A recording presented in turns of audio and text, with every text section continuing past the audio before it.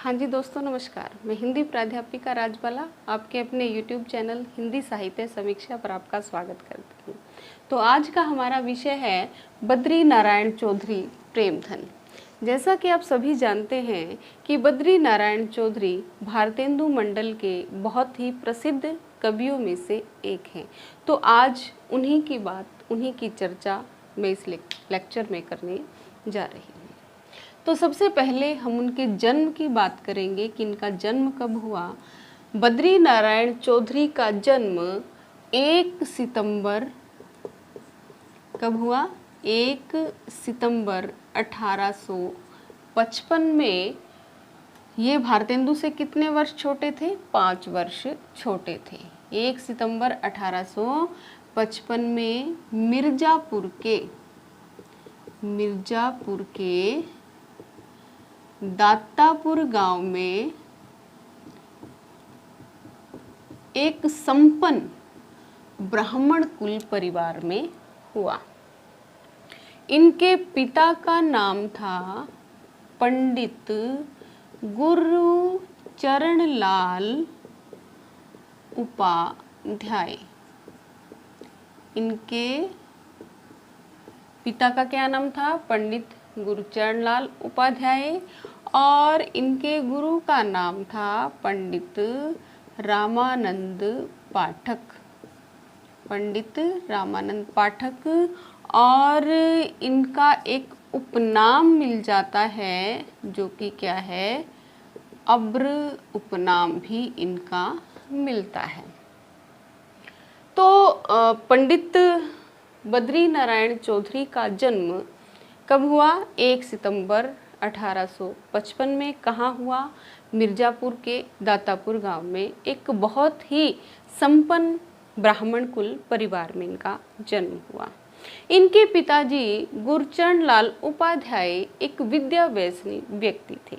विद्या व्यसनी का क्या मतलब है कि इन्हें पढ़ने लिखने का बहुत अधिक चाव था। इन्होंने अपने ज्येष्ठ पुत्र बद्री नारायण की शिक्षा व्यवस्था घर पर ही कर दी थी। फारसी इन्होंने घर पर ही सीखी और अंग्रेजी सीखने के लिए अवध के गोंडा में जाया करते थे। संस्कृत सिखाने के लिए इनके एक अभिभावक शिक्षक नियुक्त किए गए और जिनका नाम था पंडित रामानंद पाठक। पंडित रामानंद पाठक संस्कृत विधा के तो अच्छे जानकार थे ही, साथ ही साथ वो बहुत अच्छे कवि भी थे, काव्य मर्मज्ञ भी थे।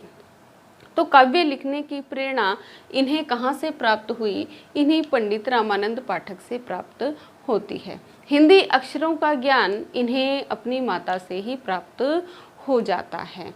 तो इन्हीं अब्र जो उपनाम है, इसकी हम बात करें तो एक बार पंडित जी बहुत बीमार हो गए थे।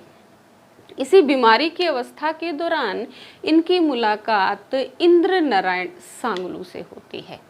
इंद्र नारायण सांगलू फारसी भाषा के अंदर गज़ल, नज़्म, शायरी इत्यादि लिखते थे। स्वयं तो लिखते ही थे, साथ ही अपने जानकारों को या अपने मित्रों को भी फारसी में लिखने के लिए प्रेरित किया करते थे। तो नारायण जी जो हैं वो फारसी भाषा के जानकार तो थे ही, तो इनके प्रभाव में आकर के, इनसे प्रेरित होकर के इन्होंने अब्र नाम से उर्दू में कुछ शायरी, गज़ल और नज़्में लिखना शुरू किया। अब्र का मतलब होता है तखल्लुस। तो इन्होंने अरबी फारसी में तो लिखा ही, उर्दू और फारसी में, साथ ही साथ इन्होंने हिंदी की लगभग सभी विधाओं को समृद्ध किया। इन्होंने भारतेंदु की भांति काव्य कृतियां भी रची, नाटक, आलोचना, निबंध, प्रत्येक विधा में अपनी लेखनी चलाई और हिंदी साहित्य को समृद्ध किया। सबसे पहले हम इनकी काव्य कृतियों की बात करेंगे। तो इनकी कौन कौन सी काव्य कृतियां थी? देखिए, सबसे पहली जो इनकी काव्य कृति थी उसका नाम था जीर्ण जनपद। जीर्ण जनपद क्या बात कर रहे हैं, यहाँ पर हम किसकी बात कर रहे हैं? काव्य कृतियों की बात हो रही है। ठीक है। जीर्ण जनपद, इसका दूसरा नाम मिल जाता है दूरदशा दत्तापुर, दूरदशा दत्तापुर। और ये क्या था? ये एक प्रबंध काव्य था। ठीक है। दूसरा इनका काव्य संग्रह है जिसका नाम है अलौकिक लीला, अलौकिक लीला। ये भी प्रबंध काव्य है। और इसमें क्या मिलता है? इसमें मिलता है कृष्ण भक्ति का वर्णन किया गया है। इसमें क्या मिलता है? कृष्ण भक्ति का वर्णन मिलता है, परंतु ये क्या है? ये अधूरा है, ये अधूरा है। इसके केवल कितने सर्ग मिलते हैं? इसके केवल 5 ही सर्ग मिलते हैं। ठीक है। तीसरा था इनका आनंद अरुणोदय, आनंद अरुणोदय। आनंद अरुणोदय ये भी किससे प्रेरित है? ये देश भक्ति से प्रेरित है, देशभक्ति का वर्णन इसमें मिलता है। ठीक है। भाषा क्या है? ब्रज भाषा है। और हार्दिक हर्षादर्श, हार्दिक हर्षादर्श, हार्दिक हर्षादर्श में देशभक्ति और राजभक्ति, देशभक्ति और राजभक्ति, मतलब प्रसंगानुसार दोनों ही बातों को स्थान दिया गया है, देशभक्ति को भी और राजभक्ति को भी स्थान इसमें दिया गया है।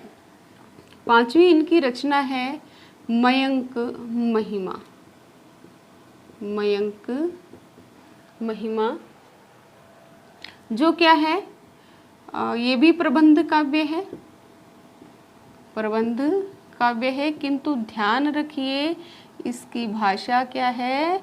यह खड़ी बोली में लिखा गया है। और ये भी क्या है? अधूरा है, इसे भी ये पूरा नहीं कर पाए। तो मयंक महिमा बहुत ध्यान से याद कीजिएगा, मयंक महिमा, और बहुत महत्वपूर्ण भी है कि मयंक महिमा कौन सी बोली में लिखा गया है? खड़ी बोली में लिखा गया है, परंतु क्या है? अधूरा है। और ये कैसा है? प्रबंध काव्य है। और इसमें प्रसंगानुसार प्रकृति वर्णन भी किया गया है। प्रकृति वर्णन,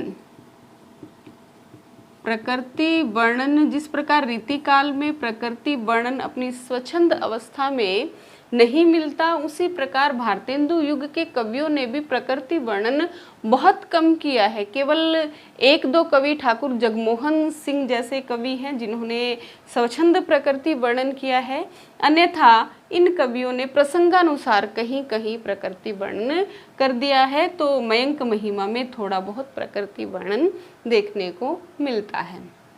6ठी इनकी जो रचना है उसका नाम है लालित्य लहरी, लालित्य लहरी। लालित्य लहरी में क्या है? भक्ति संबंधी दोहे हैं। लालित्य लहरी में भक्ति संबंधी दोहे हैं। 7वां इनका काव्य संग्रह मिलता है जिसका नाम है ब्रिज चंद पंचक, ब्रिज चंद पंचक। इसमें कृष्ण भक्ति का वर्णन मिलता है। इसमें क्या मिलता है? कृष्ण भक्ति का वर्णन मिलता है। ठीक है। 8वीं है सूर्य स्त्रोत, सूर्य स्त्रोत। ये भी क्या है? भक्ति भावना से प्रेरित रचना है। इसमें भी क्या मिलती है? इनकी भक्ति भावना मिलती है। ठीक है। नोट कर लीजिए या इसका स्क्रीनशॉट ले लीजिए। आगे हम बात करते हैं, इनकी एक रचना है जिसका नाम है वर्षा बिंदु। लिख लीजिए, रचना का क्या नाम है? वर्षा बिंदु। वर्षा बिंदु। और दूसरी है इनकी युगल मंगल स्तोत्र। युगल मंगल स्तोत्र। वर्षा बिंदु और युगल मंगल स्तोत्र दोनों ही रचनाएं किससे प्रेरित हैं? माधुर्य भक्ति से प्रेरित हैं। माधुर्य भक्ति का क्या मतलब होता है? इसमें श्रृंगारिक वर्णन किया जाता है अपने आराध्य का। और इसमें क्या है, ये जो माधुर्य भक्ति है या इसमें जो श्रृंगार वर्णन है वो किससे प्रेरित है? वो रीतिकालीन कवियों से प्रेरित श्रृंगार वर्णन इसमें किया गया है। तो बहुत ध्यान से इसको याद कीजिएगा। वर्षा बिंदु तो किसकी रचना है? प्रेमधन की रचना है। और वर्षा विनोद भारतेंदु हरिश्चंद्र की रचना है। बहुत ही सूक्ष्म अंतर है, बहुत ध्यान से याद कीजिएगा। वर्षा बिंदु, युगल मंगल स्तोत्र, इनके कुछ फुटकर रचनाएं भी मिल जाती हैं या इनको सफुट कविताएं भी आप कह सकते हैं। वो कौन कौन सी है? वो है पितृ प्रताप। पितृ प्रताप।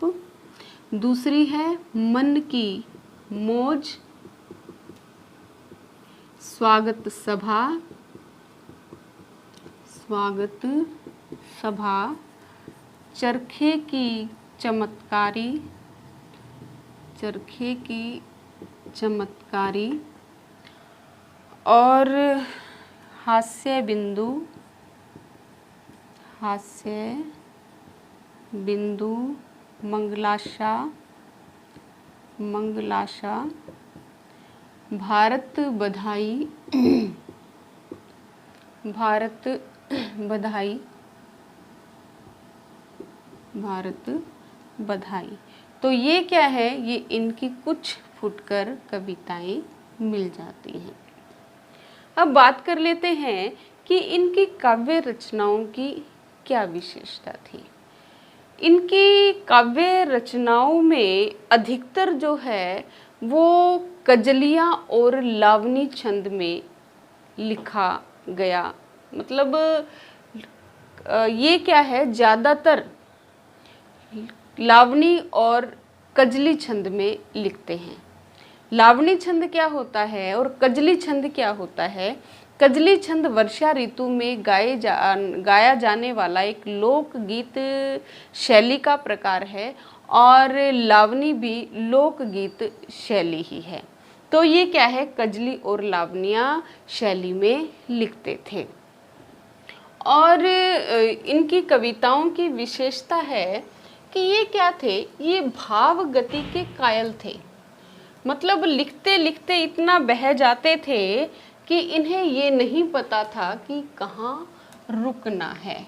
तो इनकी कविताओं में प्राय यति भंग मिल जाता है। बहुत इम्पोर्टेंट है, पूछा भी जा सकता है कि ये क्या है, ये कविता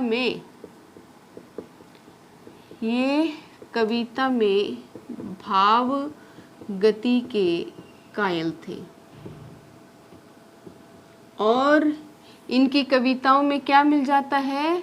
प्राय यति भंग इनकी कविताओं में मिल जाता है। मतलब ये रुकना भी भूल जाते थे, यति भंग मिलता है। और छंद कौन से हैं? कजलिया और लावनी छंद इनकी कविताओं में ज़्यादातर देखे जा सकते हैं। तो ये थी इनकी कविताएं और ये थी इनकी कविताओं की विशेषताएं। अब हम बात करेंगे इनके नाटकों की। इन्होंने अपने जीवन में 2 नाटक लिखे। एक का नाम था भारत सौभाग्य और दूसरे का नाम था प्रयाग रामागमन। प्रयाग रामागमन। भारत सौभाग्य 1888 में कांग्रेस का महाधिवेशन हुआ था, तो उस अवसर पर खेले जाने के लिए भारत सौभाग्य नाटक की रचना की गई थी। लिख लीजिए इस बात को कि 1888 में कांग्रेस महाधिवेशन के अवसर पर इस नाटक को खेलने के लिए इसकी रचना की गई थी। प्रयाग रामागमन की विषय वस्तु क्या है कि जब राम वनवास के दौरान महर्षि भारद्वाज से मिले तो उस घटना को आधार बना करके इस नाटक की रचना की गई है। ठीक है, तो ये क्या थे, ये इनके नाटक थे। अब इनके निबंधों की बात करते हैं। इनके दो निबंध मिलते हैं, एक तो है बनारस का बुढ़वा मंगल, बनारस का बुढ़वा मंगल, हास्य रस है इसमें, और है दिल्ली के दरबार, दिल्ली के दरबार मित्र मंडली के यार, मित्र मंडली के यार। ठीक है, इसकी भाषा मुहावरेदार भाषा का इसमें प्रयोग किया गया है। और इन्होंने बेसुरी तान नाम से एक लेख लिखा, और इसमें क्या है, ये भारतेंदु की आलोचना करने से भी नहीं चूकते हैं। वैसे तो भारतेंदु को क्या मानते थे, ये भारतेंदु को अपना आदर्श मानते थे। उनकी लेखन शैली से ही प्रभावित होकर इन्होंने लिखना शुरू किया, उसी प्रकार से लिखते थे, परंतु फिर भी इन्होंने बेसुरी तान में उनकी आलोचना की है।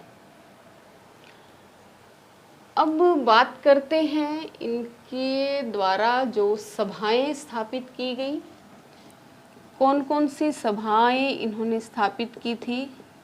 इन्होंने एक तो स्थापित की थी जिसका नाम था सद्धर्म सभा, सद्धर्म सभा, जिसकी स्थापना इन्होंने की थी 1873 में। कहाँ की थी, मिर्जापुर में।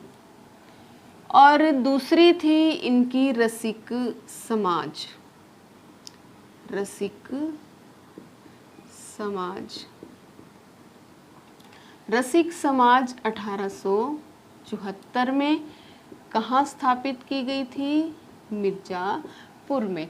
जिस प्रकार भारतेंदु की कर्मस्थली क्या थी, काशी थी, उसी प्रकार इनकी कर्मस्थली क्या थी, मिर्जापुर थी। यहाँ एक बात और ध्यान देने योग्य है कि रसिक समाज की स्थापना, रसिक समाज की स्थापना कानपुर में, कहाँ, कानपुर में किसने की थी, गणेश शंकर विद्यार्थी ने की थी, जो कि क्या है, बहुत महत्वपूर्ण है।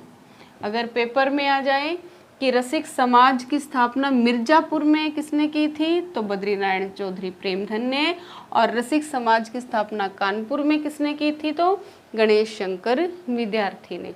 ठीक है, ये दो सभाएं इन्होंने स्थापित की थी। और अब हम बात कर लेते हैं इनकी पत्र पत्रिकाओं की। पत्र पत्रिकाएं,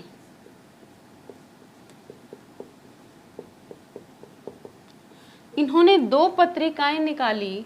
पहली पत्रिका का नाम था आनंद कादम्बनी, आनंद कादम्बनी, और दूसरी पत्रिका का नाम था नागरी नीरद। आनंद कादम्बनी पत्रिका निकली थी 1883 में, नहीं 81 में, 1881 में। कहाँ से निकलती थी, मिर्जापुर से ही निकलती थी। और कैसी पत्रिका थी, ये मासिक पत्रिका थी। बहुत उलझाते हैं इसमें कि ये पत्रिका मासिक थी, साप्ताहिक थी या पाक्षिक थी। तो मिर्जापुर में से मिर्जापुर, में से मासिक, तो इसको ध्यान में रख सकते हैं आप। आनंद कादम्बनी। नागरी नीरद 1893 में, और कहाँ से निकलती थी, मिर्जापुर से निकलती थी। और ये क्या थी, ये पत्रिका भी मासिक साप्ताहिक थी। ये पत्रिका जो थी वो हफ्ते में एक बार निकलती थी। आनंद कादम्बिनी जो पत्रिका है इसका बहुत अधिक योगदान है किसमें, हमारे हिंदी साहित्य में। क्यों महत्वपूर्ण योगदान है कि आनंद कादम्बिनी से आचार्य रामचंद्र शुक्ल पुस्तकीय आलोचना का सूत्रपात मानते हैं।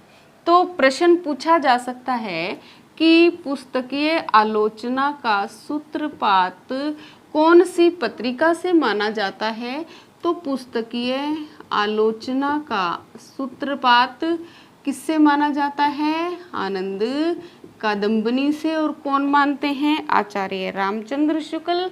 क्यों मानते हैं, इन्होंने लाला श्रीनिवास द्वारा रचित, लाला श्रीनिवास दास, इन्होंने एक नाटक लिखा था जिसका नाम था संयोगिता स्वयंवर। संयोगिता स्वयंवर। तो आनंद कादम्बिनी में बद्री नारायण ने संयोगिता स्वयंवर की आलोचना प्रकाशित की और बहुत विस्तृत आलोचना थी। 22 पृष्ठों में इस आलोचना को स्थान दिया गया। एक और आलोचना प्रकाशित हुई जिसका नाम था बंग विजेता, जो किसने लिखी थी, गदाधर सिंह ने। गदाधर सिंह ने बंग विजेता एक नाटक लिखा था और उस नाटक की आलोचना किसमें प्रकाशित हुई थी, आनंद कादम्बिनी में प्रकाशित हुई थी। और कितने पृष्ठों में प्रकाशित हुई थी, ये 5 पृष्ठों में प्रकाशित हुई थी। और एक और महत्वपूर्ण बात है कि आनंद कादम्बिनी और नागरी नीरद की छपाई का काम ये अपने मिर्जापुर के घर में ही किया करते थे। और कभी कभार जो रामचंद्र शुक्ल है, जिन्हें ये अपने परिवार का सदस्य ही मानते थे, वो रामचंद्र शुक्ल जी जो हैं वो इसकी छपाई का काम देख लिया करते थे, क्योंकि उन दिनों आचार्य रामचंद्र शुक्ल एक स्कूल में पढ़ाया करते थे। और एक बात और महत्वपूर्ण कि आचार्य रामचंद्र शुक्ल इन्हें क्या मानते हैं, हिंदी गद्य का प्रथम आचार्य। बहुत महत्वपूर्ण बात है ये कि कौन मानते हैं, आचार्य रामचंद्र शुक्ल। आचार्य रामचंद्र शुक्ल ने इन्हें क्या उपाधि दी है, हिंदी गद्य का प्रथम आचार्य। और हिंदी पुस्तकीय आलोचना का सूत्रपात कौन सी पत्रिका से माना जाता है, तो आनंद कादम्बिनी पत्रिका से माना जाता है। क्यों माना जाता है, क्योंकि इसमें संयोगिता स्वयंवर नाटक और बंग विजेता नाटक की आलोचना छापी गई थी। ठीक है, आगे समझ में। तो मुझे नहीं लगता कि इससे बाहर कोई प्रश्न आपसे पूछा जा सकता है। तो आपको मेरा ये व्याख्यान कैसा लगा, कमेंट बॉक्स में अपनी प्रतिक्रिया अवश्य व्यक्त करें। और अगर आपको ये लेक्चर पसंद आया हो तो मेरे चैनल को लाइक कीजिए, शेयर कीजिए और सब्सक्राइब कीजिए। धन्यवाद।